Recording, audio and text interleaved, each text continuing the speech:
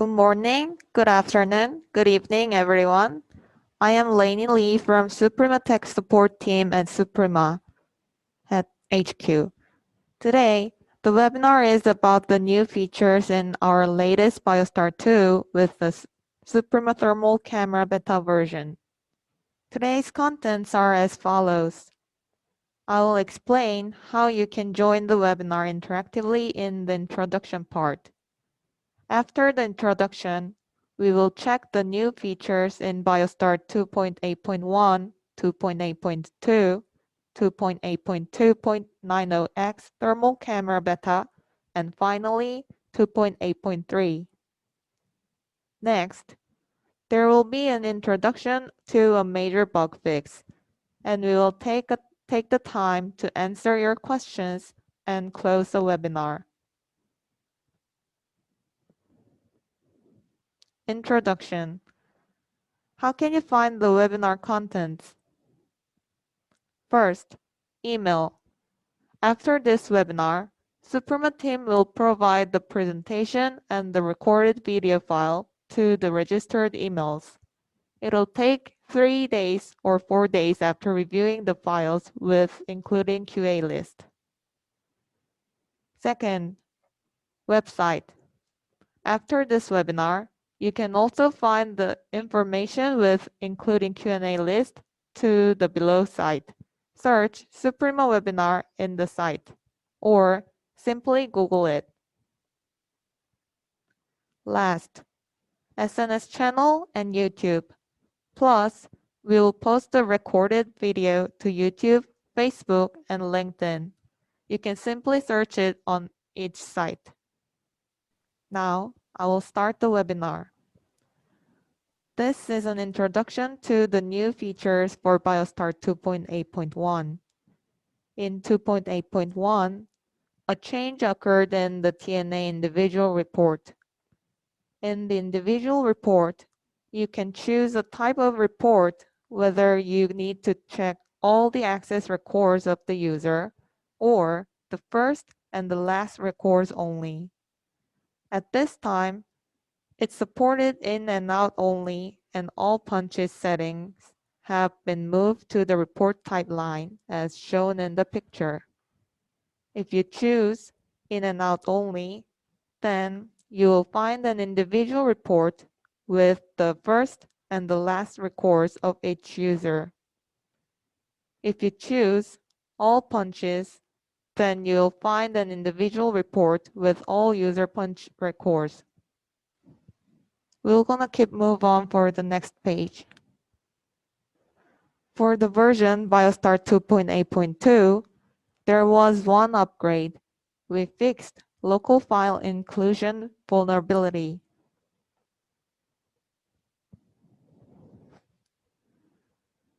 This is the beta version released with BioStar 2.8.2.90X, which is the version that supports the Suprema Thermal Camera. When using this beta version and TCM10 FS2 model Suprema Thermal Camera, it checks the user's temperature and then outputs it to the LCD as shown in the picture if it exceeds the normal range. The most important thing to note is that you cannot upgrade BioStar 2.8.2.90X versions if you are using the regular version of BioStar 2.8.2.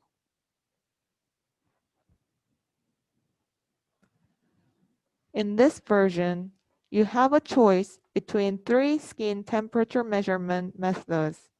The first is to measure only the temperature without user authentication. The second method is to perform user authentication by entering a face, card, ID, and etc. after measuring the temperature. The third will be introduced in detail on the next page, and it is a method of measuring body temperature after user authentication. In the device menu, by following the picture on the screen, you can turn on or turn off the thermal camera function.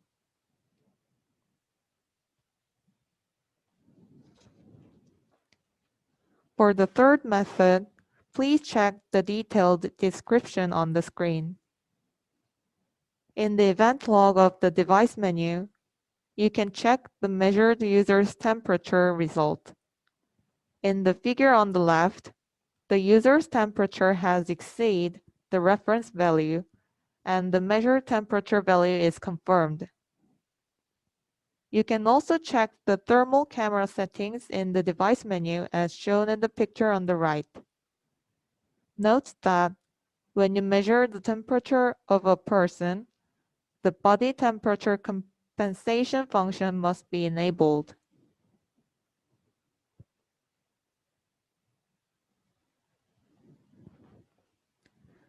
This thermal camera function can also be turned on or turned off from the BioStar 2 server's device menu. When you enter the FaceStation 2 device menu through BioStar 2, the thermal camera setting part is displayed as shown in the previous screen. Please be careful not to modify the value of the gray area on the screen.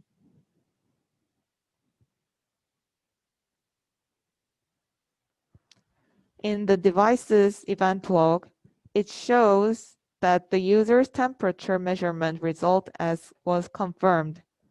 This way, the user's temperature is added and stored as a column in the event log of BioStar 2 monitoring menu and database as well.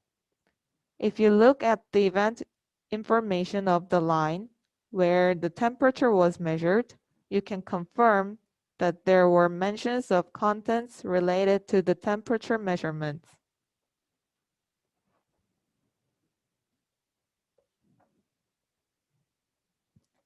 Previously, I mentioned that the current BioStar 2 version supported by a Suprema is version 2.8.2.90x beta.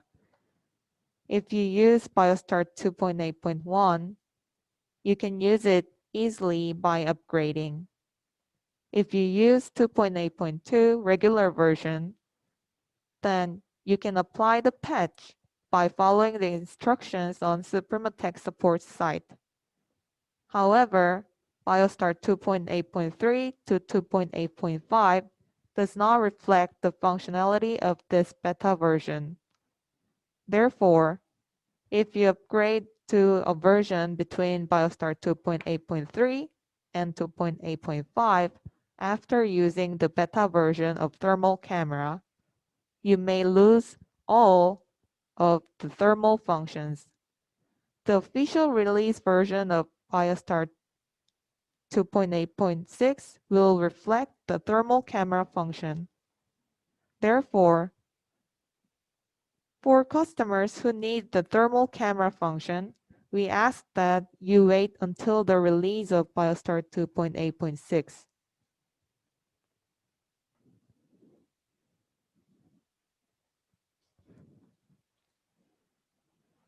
Have you enjoyed the features related to the thermal camera? Let's move along. Now, we want to check the main new functions reflected in BioStar 2.8.3. From the version 2.8.3, if you're using CoreStation firmware version 1.4.0 or higher, FaceStation 2 and FaceLight can be used as RS-485 slave devices. However, there are some limitations to performance, so let's check them together. First, you need to match both BioStar 2 and CoreStation firmware versions. Second, for each RS-485 port of CoreStation, there is only one face device supported. You can check the sample connection on the right below image.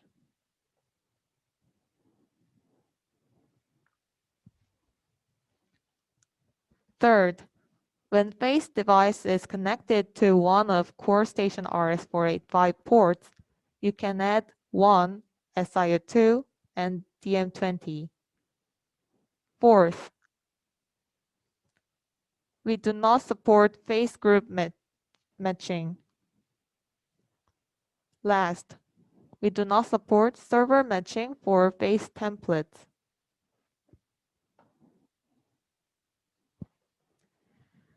The second new feature added in BioStar 2.8.3 is that it supports the Suprema Mobile Access feature on BioLite N2.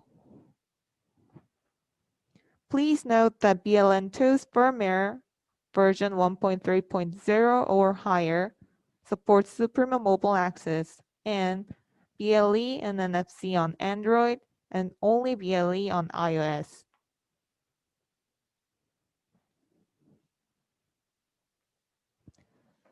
The third new feature is that it supports anti-passback zone according to the operation of the door. In your door setting, you will find the first setting to use this feature. The use sensor when entry confirmed APB enable button is only visible when you use the door sensor. Please note that the default setting is off.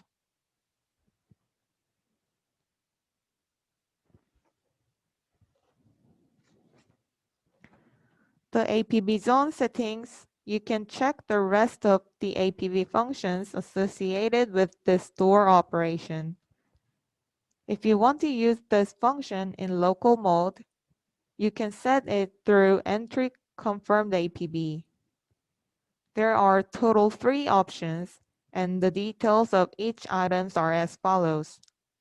First, off. The use sensor when entry confirmed APB enabled setting checked on the previous page is fixed to off. If you select off, the new function is not used. Second, on. In the contrast to off, the user use sensor when entry confirmed APB enabled setting is checked to previous page is fixed to on. In this case, it means that new functions are always used. Third, follows door configuration. If you select this setting, you must manually enable or disable the use sensor when entry confirmed APB enabled button in each door setting.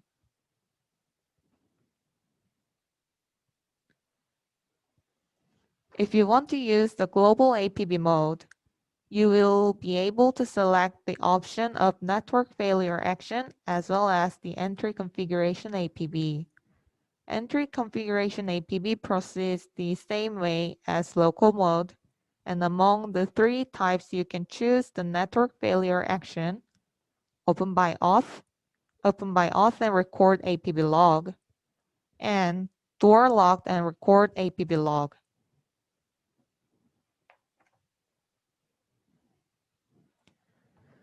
We learned how to set up the APB enhancements on the previous page. Here are 3 points to note regarding this function. After authentication, when opening the door occurs within the open time, this should be the only time the status is updated. If authentication occurs while the door is already open due to the previous authentication, the APB status needs updating, treating it as a valid operation. This includes forced open and held open status.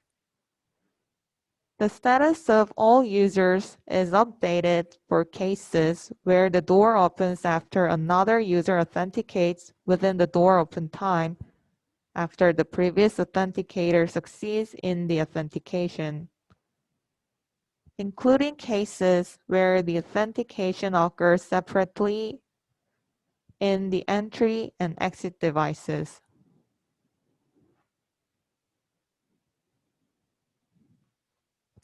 The last major new feature of BioStar 2.8.3 is scheduled unlock zone supports for elevator. To use this function, you need to set the firmware version of the device and the BioStar 2 version. Please note that CoreStation v2 XPath 2 firmware were released as of July 31st. The rest of the firmwares will be released in August or September. The first step to using this feature is to toggle the button labeled Door/Elevator in the scheduled unlock zone.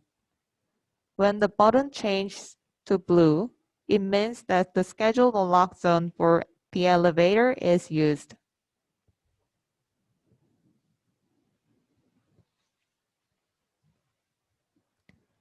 You can select one elevator and multiple floors on this page. You can also use the Started by User authentication feature.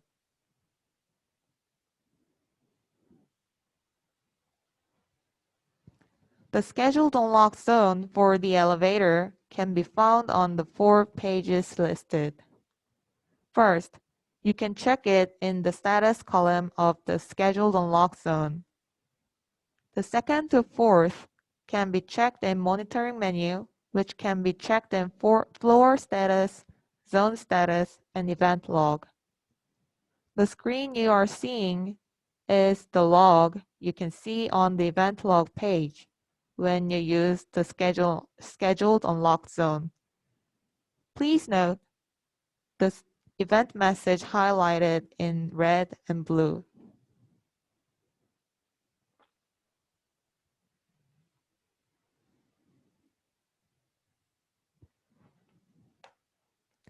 From here on, I'm going to take a quick look at the major bug fixes in BioStar 2. In BioStar 2.8.1, there were 3 major bug fixes shown earlier.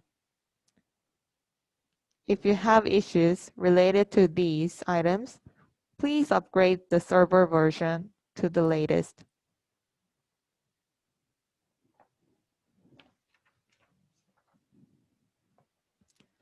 Since there was no bug fix in BioStar 2.8.2, we will check only the BioStar 2.8.3 bug fix. In version 2.8.3, we fixed the 5 main issues shown above. This version includes fixes related to device secure communication or encryption. So if you have a similar issue, we ask that you upgrade the server version to 2.8.3 or higher.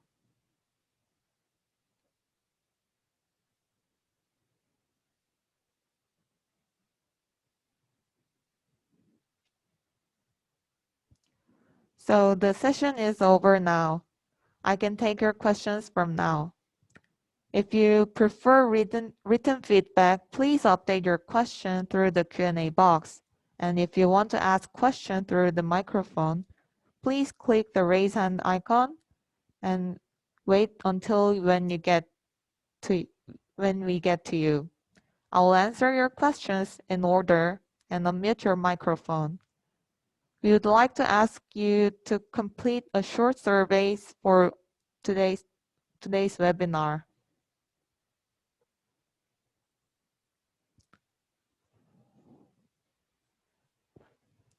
There will be 2 surveys in total, and I will put the second survey up 5 minutes later.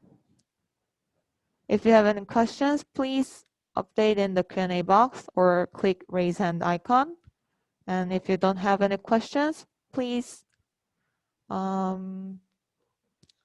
participate for the polling. Thank you.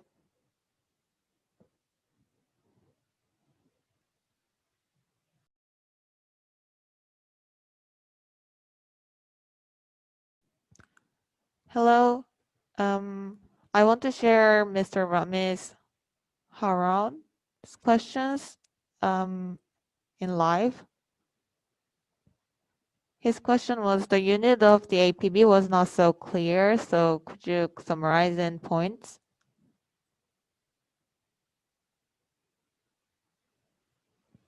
Let's go back to the pages of APB.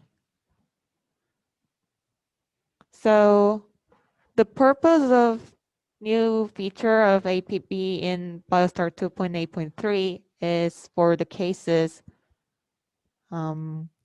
someone authenticate on the device but did not open the door yet, but due to the time limit of door open time, the user who authenticated before just locked out.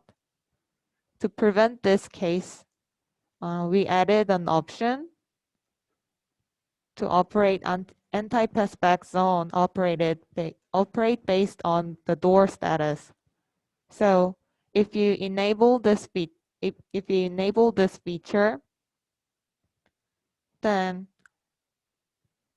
when a user authenticates on the device on the door and did not open the door, like really did not open the door, and the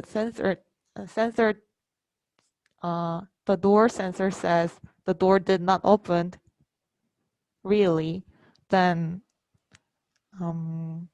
it'll be considered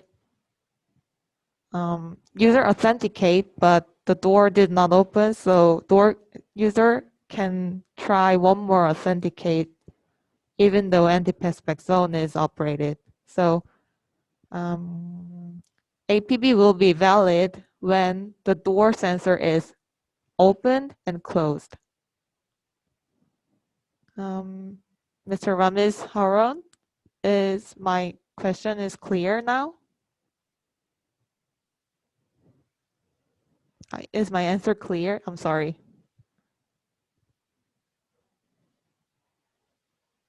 And actually, I want to share Mr. Ahmad Al-Matari's question with you guys. His question was, can thermal camera work for visitor who does not have face enrolled before?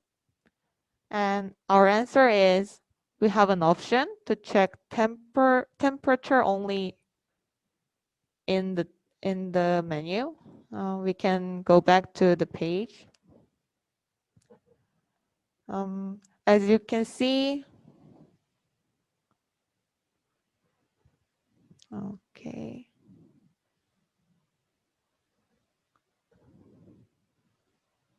As you can see here, there are 3 items to check temperature mode. The first one is authenticate before temperature check. Second one is authenticate after temperature check. And the third one is check temperature only. If visitor did not enroll their face before, then you can use this item, check temperature only, to check that visitor's temperature without face authentication.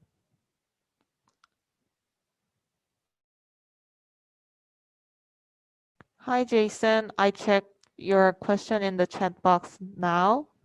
Hi, Shannon. May I answer for your questions a minute later? I would like to answer for Jason's first.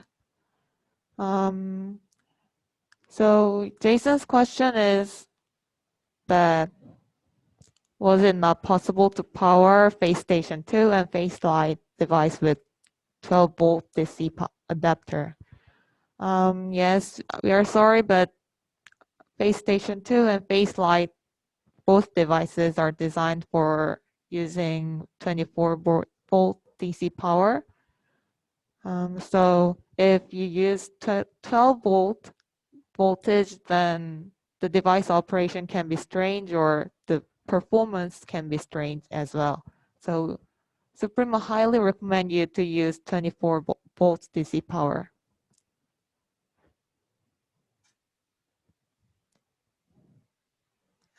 Is my answer is clear? So I'd like to unmute Shannon. Hi, Shannon. Hello, can you hear me? Yes, but a little far. Okay, Omar, is okay? Yep. Yeah, so my question, I already dropped it in the Q&A box, Yes. but using the temperature checking only mode, so if I'm the registered user, and then when I use the temperature checking only mode, then The log will say that my user ID and also the temperature, or I also recognize the unknown person. Um, so you mean that you register the person in BioStar 2, Yes. but um, but it shows the data when you use, it shows the data uh, like this, Yeah. So even though you use even though you registered, but then yeah, I think this is correct because you did not do the user authentication with only just check temperature only, didn't you? okay, so I can say that even on the registered person, Mhm. with the temperature checking only mode, it will say that it on the unknown person, right? Yes, I Okay, think this is as designed. correct. And then the number is the Mhm. 429 word that is quite weird. So do you have any plan to change it? That looking good? Okay, we're gonna check with R&D team and um, reply back through an email, or you can upload through the tech support ticket. We're Yep. gonna give a feedback through the ticket as well. All right, thank you. Okay, and hi Jason, you mentioned you left more questions. So the device can operate on 12 volt, but not recommended.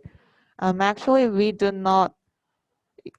We ask you to use 24 volts DC adapter, not the 12 volt DC, because there were several issues, and also I think you met some cases as well. The performance and operation of Base Station 2 and Face Light can be weird if you use 12 volts DC adapter. So if you are using 12 volt, then we ask you to change the power DC power adapter to 24 volts. Hi Jason, am I my does my answer clear? Okay, right. Thank you. So, do you have any questions so far? It seems that we don't have any more questions now. So, we would like to close the webinar today. Thank you for attending the Suprema webinar today. And we hope that today's webinar will help you improve your Suprema product's usability and understand its functionality. Have a good day and see you again in the next webinar. Thank you.